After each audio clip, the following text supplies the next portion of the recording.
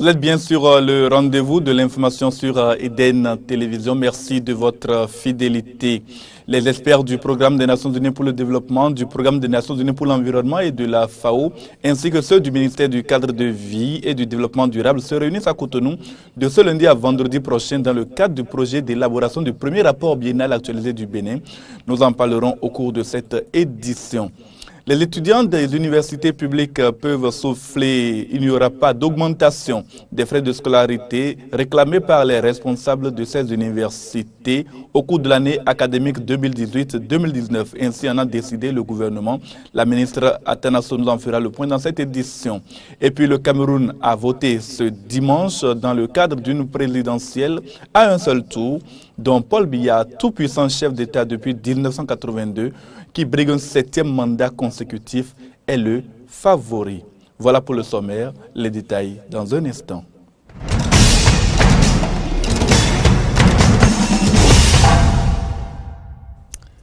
À nouveau, bienvenue à tous. L'Union pour le développement d'un Bénin nouveau, UDBN, le parti de l'honorable Claudine Afiavi Prudencio, est-il en passe de fusionner avec d'autres forces politiques au sein d'un des deux grands partis de la mouvance présidentielle, comme cela est annoncé avec insistance dans certains organes de presse ces derniers jours?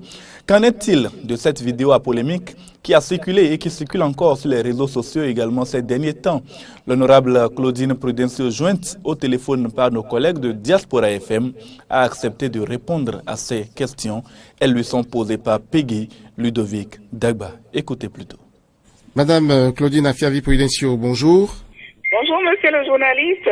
Vous êtes la présidente du parti l'UDBN, l'Union pour le développement d'un Bénin nouveau, un parti qui aujourd'hui est quand même sous les feux de la rampe, puisque beaucoup de confusion règne sur la position de ce parti par rapport au grand parti de la mouvance présidentielle en gestation. Merci, monsieur le journaliste, pour l'occasion que vous m'offrez de pouvoir une fois au devant discuter le doute qu'entretiennent les réseaux sociaux et médias divers. Monsieur le journaliste, conscient de la portée de la confusion inhérente à l'ouverture des négociations avec l'un des grands regroupements du pays, je voudrais dire aux braves et vaillants militants de l'UDBN qui résistent et refusent de succomber à la manipulation, au chantage aussi, de se calmer parce que l'organe suprême de l'UDBN qui porte toute décision au niveau du parti, c'est le Congrès. Alors que le Congrès est pour le 20 octobre prochain. Donc je ne vois pas pourquoi tout de suite il y a cette communication-là, tout azimut. Tout le monde doit attendre le Congrès. Je l'ai dit la dernière fois dans un communiqué à tous les militants.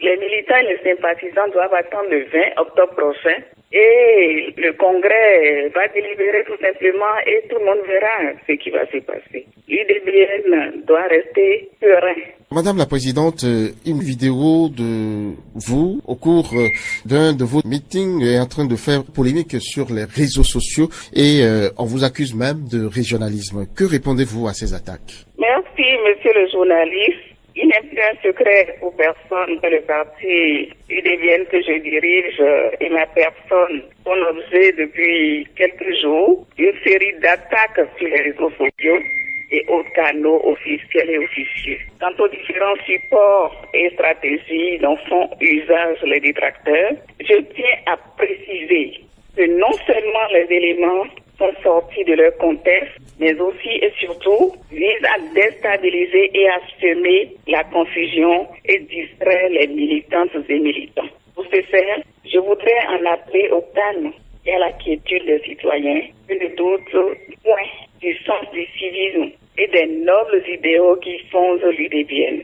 Je m'en voudrais tout simplement de ne pas rappeler que les défis électifs locaux en démocratie et en décentralisation sont des enjeux de proximité et de représentativité nécessitant la confiance surtout et en tenant compte du taux élevé d'illettrisme.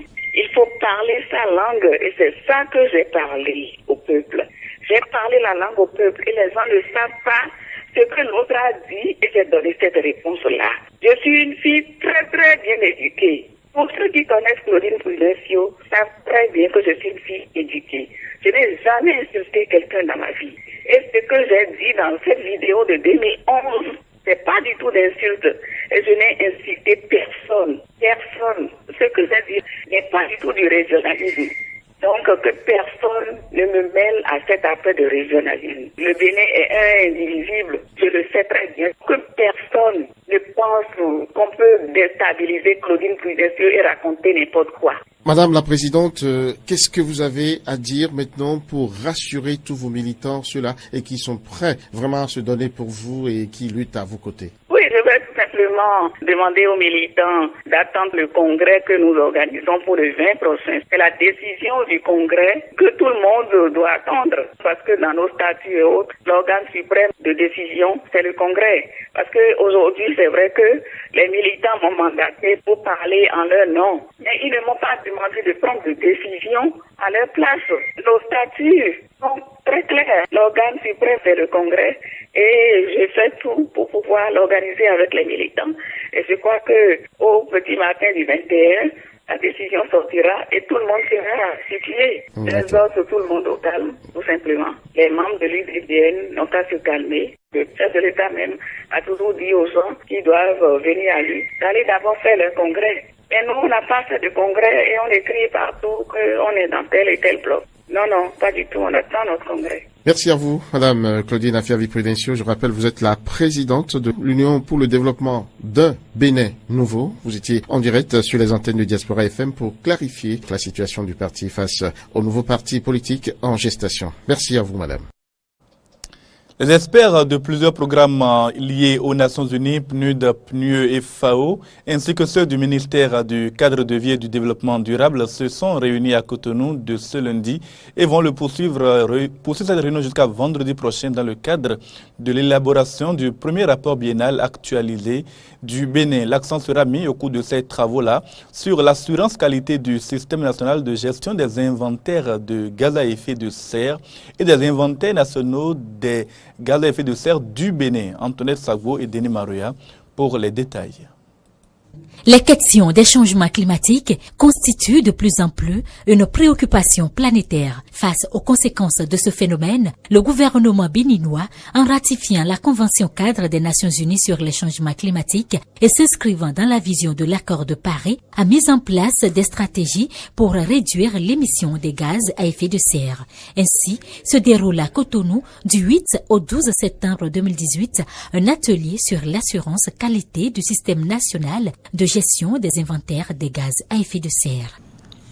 Les projets d'élaboration de la 3e communication nationale et du premier rapport biennal actualisé du Bénin visant à actualiser les données et les informations fournies dans la 2e communication du Bénin relative entre autres aux inventaires des gaz à effet de serre ont permis à notre pays de se lancer une 3e fois dans cet exercice. En acceptant d'apporter un appui technique au Bénin, à travers l'examen externe par les pairs des rapports d'inventaire issus de ces 2 projets, le secrétariat de la Convention cadre des Nations Unies sur les changements climatiques offre l'occasion au Bénin d'améliorer la qualité de ces inventaires par rapport au principe de transparence. Le présent atelier, qui aboutira à l'élaboration du premier rapport biennal actualisé du Bénin, est d'une importance capitale pour le gouvernement béninois.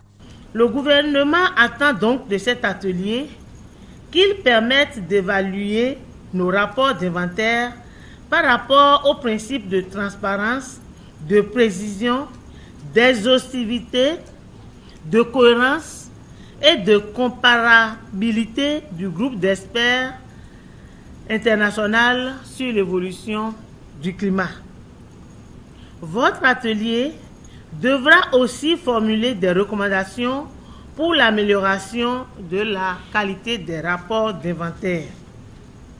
Je vous invite donc à mesurer la responsabilité qu'est la vôtre afin que la 3e communication nationale et le premier rapport biennal actualisé du Bénin soient d'une qualité appréciable. Pendant 5 jours, ces experts en environnement vont analyser de bout en bout les efforts fournis par le Bénin pour réduire les émissions de gaz à effet de serre pour le compte de la 3e communication nationale sur les changements climatiques. Pas d'augmentation des frais d'inscription dans les universités publiques du Bénin. Le gouvernement maintient le statu quo ante. C'est ce qu'il faut retenir de la déclaration du ministre de l'Enseignement supérieur et de la Recherche scientifique ce dimanche à la télévision. Laurent Roland-Antonin pour les détails relatifs à cette information. Du maintien de la gratuité des frais d'inscription. En 2008, en l'absence de toute étude prospective visant à garantir l'équilibre financier des budgets des universités, la suppression des frais d'inscription dans les universités publiques a été annoncée. Par suite, le décret 2008-802 du 31 décembre 2008 portant prise en charge par l'État des frais d'inscription des étudiants béninois non boursiers, non secourus et non salariés dans les universités nationales du Bénin a été adopté. Pire, aucune mesure d'accompagnement n'a été prise pour compenser le déficit occasionné par cette décision. Par exemple, durant la période allant de 2013 à 2016, en moyenne 70% des étudiants de l'université d'Abomey-Calavi, étudiants non boursiers, non secourus et non salariés, ont bénéficié de la gratuité des droits d'inscription. Mais malheureusement, 40% des besoins de subventions annuelles ont été pris en charge par l'État. Cette situation occasionne chaque année un déficit de financement évalué en moyenne à 2 milliards de francs CFA. Aussi, pour compenser le déficit important, les responsables de nos universités publiques ont-ils demandé la réinstauration des frais d'inscription, voire leur augmentation. Mais tenant compte du contexte national et en attendant la réflexion prospective sur l'avenir de nos universités et leur gouvernance, sous l'impulsion du Conseil national de l'éducation dont le processus d'installation est en voie d'achèvement, le gouvernement a retenu que les efforts d'investissement de l'État seront maintenus et soutenus pour améliorer le cadre de vie et d'études des apprenants dans les dites universités. De même, le gouvernement a décidé de maintenir le statu quo sur les droits d'inscription et de formation dans les universités nationales. Par conséquent, il n'y a ni retour des frais d'inscription, ni augmentation des frais de formation dans les universités nationales au titre de l'année académique 2018-2019. La saison agricole 2018 en termes de production vivrière est un véritable succès au Bénin. Le pays se retrouve en conséquence avec un surplus de stock de plusieurs produits dont le maïs que les producteurs paysans peinent à exporter faute d'autorisation des autorités. Face à cette situation, les ministres Gaston Dossouri de l'Agriculture et Serge Arissou du Commerce ont conjointement animé un point de presse pour annoncer l'autorisation d'exportation du maïs hors du Bénin. Laurent Antonin Inkes et Romaric Devouchi étaient présents. Une situation de non-écoulement des produits vivriers, notamment le maïs, est constatée depuis quelques jours dans nos marchés. Cette situation est due aux réformes dans le secteur agricole qui ont permis d'améliorer les revenus des acteurs dans la chaîne de production. Ainsi, la production de céréales s'est accrue. C'est comme ça que de 1 200 000 tonnes de maïs il y a 2 ans, la campagne dernière, nous avons fait 1 600 000 tonnes. Les perspectives sont encore très bonnes pour la campagne en cours, en dépit des inondations constatées à des endroits donnés. Le sac de maïs sur les marchés primaires était souvent de 16-18 000 et sur les marchés de consommation 24-30 000. Si vous allez à Topa aujourd'hui, vous aurez le sac à moins de 20 000. Si vous allez sur les marchés primaires de collecte, il est encore à 10 000, 11 000. Un surplus de production et une baisse des prix qui constituent des manques à gagner pour nos producteurs. Face à cette situation, le ministre de l'Industrie, du Commerce et de l'Artisanat appelle à lever les barrières. En ce moment, nous ne devrons pas empêcher la sortie de ces produits. Parce que les quantités qui existent aujourd'hui, même tous les Béninois ne peuvent pas finir d'en consommer. Donc nous devons en ce moment encourager la sortie de ces produits-là. Nous tenons ici à rappeler qu'aucun gouvernement, aucun membre du gouvernement n'a jamais interdit l'exportation des produits vivriers, surtout en premier lieu le maïs. Et nous devons encourager la sortie de ce maïs-là par toutes les frontières, que ce soit frontières maritimes, que ce soit frontières aériennes, que ce soit frontières terrestres. Le maïs est autorisé. Nous lançons un appel aux forces de l'ordre, que ce soit les forces de l'ordre de la douane, des commissariats de police, des aéroports et des frontières.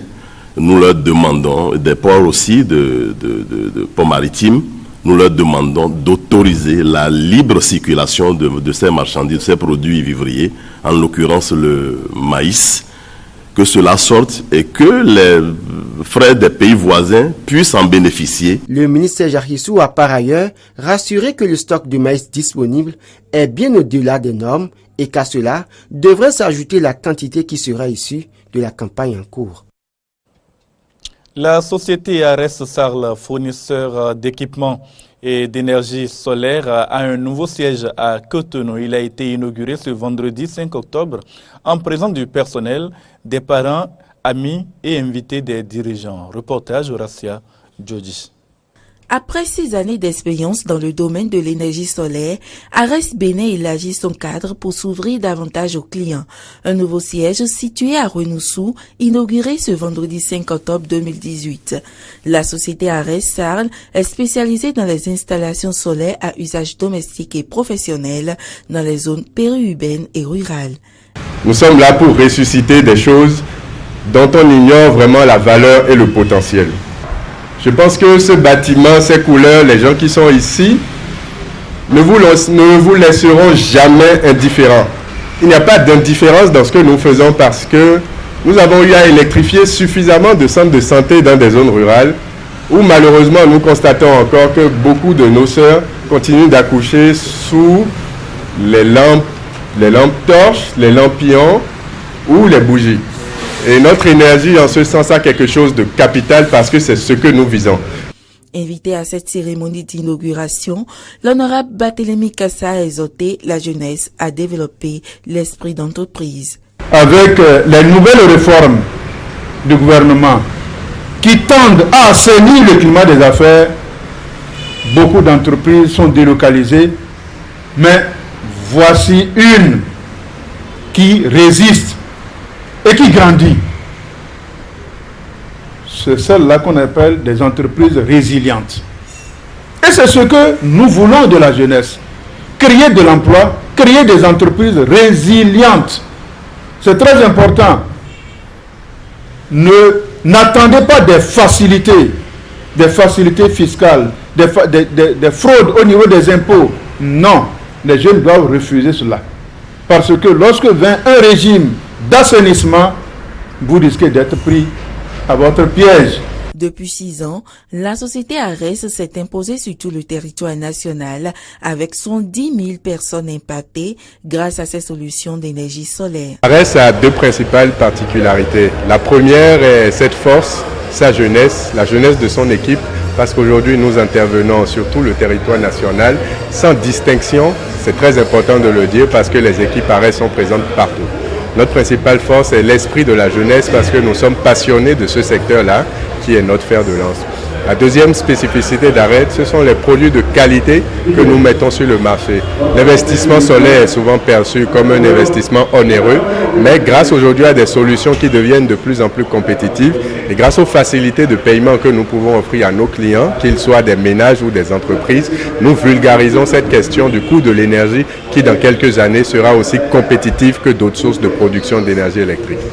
La société Ares Sarl est située à Cotonou, en face du centre de santé de Renoussou, dans l'ancien immeuble du quotidien, le Béninois. Le deuxième conseil départemental de concertation et de coordination du département de l'Atlantique a été lancé ce vendredi 5 octobre 2018. La cérémonie s'est déroulée dans la préfecture de l'Atlantique à Alada, une assise au cours de laquelle plusieurs sujets ont été évoqués à l'effet d'améliorer la gouvernance locale. Samson Oké et Fréjus Fiossi pour le point. C'est la salle de conférence de la préfecture qui a abrité cette session du conseil départemental de concertation et de coordination du département de l'Atlantique. Deuxième pour le compte de l'année 2018, ce conseil départemental a réuni autour du préfet Jean-Claude Kodia, les maires et leurs adjoints, les directeurs départementaux et bien d'autres cadres du département de l'Atlantique. Au cours de ces assises, d'importantes questions de développement local ont été abordées. Le préfet Jean-Claude Kodia, après avoir salué la présence des participants, a planté le décor et a rappelé les points essentiels sur lesquels porteront les débats. Nous aurons, entre autres, à échanger sur la mise en œuvre du recensement national de l'agriculture, du projet Assurance pour le renforcement du capital humain,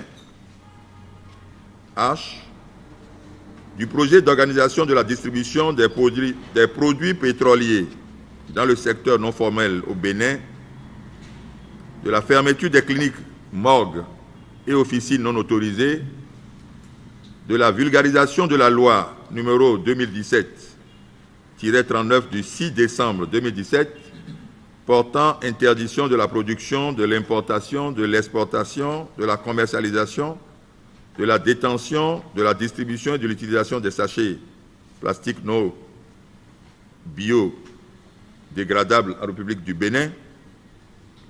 Les présentes assises nous donnons l'occasion de renforcer nos capacités en vue d'une meilleure gouvernance de nos territoires. Au cours de ces assises, des communications portant sur différents thèmes ont été présentées aux participants dans le cadre du renforcement de leurs capacités en vue d'une meilleure gouvernance des territoires. En fait, il nous a été demandé de présenter ce qu'on appelle le schéma de secteur de la zone d'influence de l'aéroport international de Gros-Tibé. En fait, il s'agit d'un document qui planifie comment on va utiliser les terrains tout autour de l'aéroport pendant les 15 prochaines années. Nous sommes invités à cet atelier départemental des maires du département de l'Atlantique pour présenter notre projet de création des centres d'éducation communautaire. Dans le cadre du projet Impatel financé par la coopération Belgique Développement et Plan Belgique, en partenariat avec le Plan International Bénin, et les centres d'éducation communautaire ont été initiés pour accompagner ces enfants hors de l'école. Parlant d'enfants hors de l'école, il s'agit des enfants handicapés, des enfants déscolarisés, des enfants non scolarisés, des enfants envoyés en apprentissage sans avoir 14 ans, selon la loi dans notre pays, et tous ces enfants-là qui ont besoin d'être accompagnés pour bénéficier de leur droit à l'éducation. Au terme de ce deuxième conseil départemental de concertation et de coordination CDCC du département de l'Atlantique, des recommandations ont été formulées pour l'amélioration de la gouvernance locale pour le bonheur des communautés à la base. J'ai un meeting ce samedi au stade municipal de Lokossa à l'initiative de Laurent Zomaï, président national du cadre de concertation des jeunes. Motif, des mouvements politiques du département du Mono se sont ralliés au cadre de concertation des jeunes pour soutenir l'action du président Patrice Guillaume Athanase Talon. Jonas Botti a vécu l'événement. Il nous fait ici le compte rendu.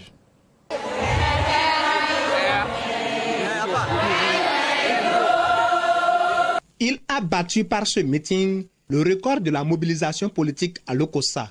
Il a redonné confiance aux femmes de Lokossa par la pertinence des réformes du gouvernement. Il a fédéré les mouvements politiques des jeunes du Mono pour la cause du président Talon.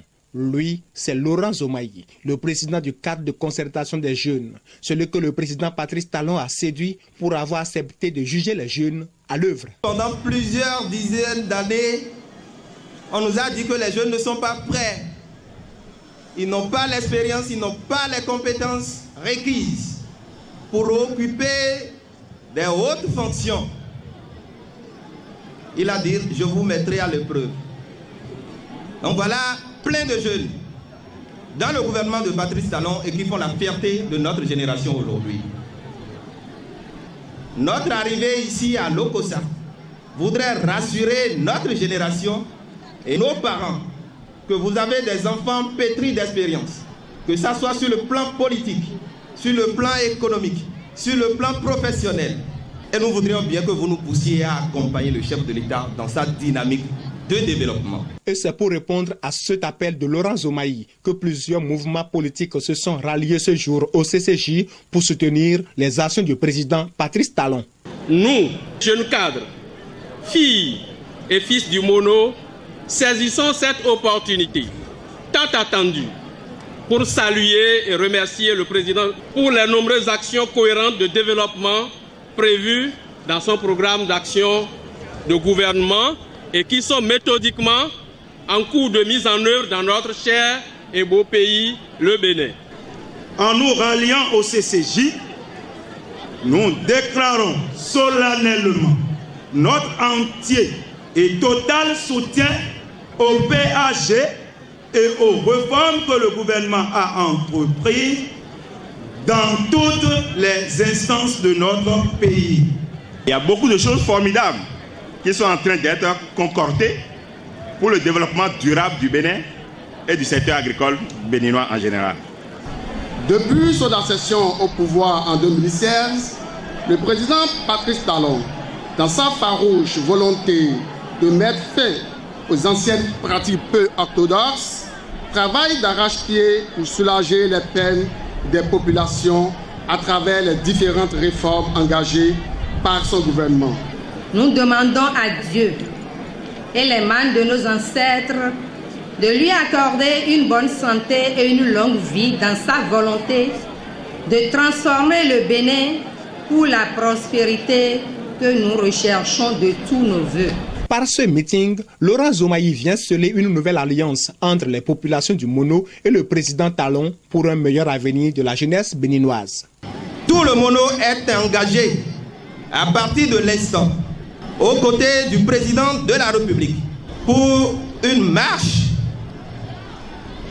vers l'économie prospère, vers la qualité des fonctions, vers la qualité des institutions. Et je voudrais aussi profiter pour rassurer qu'on ne fera pas piètre figure en tant que jeune.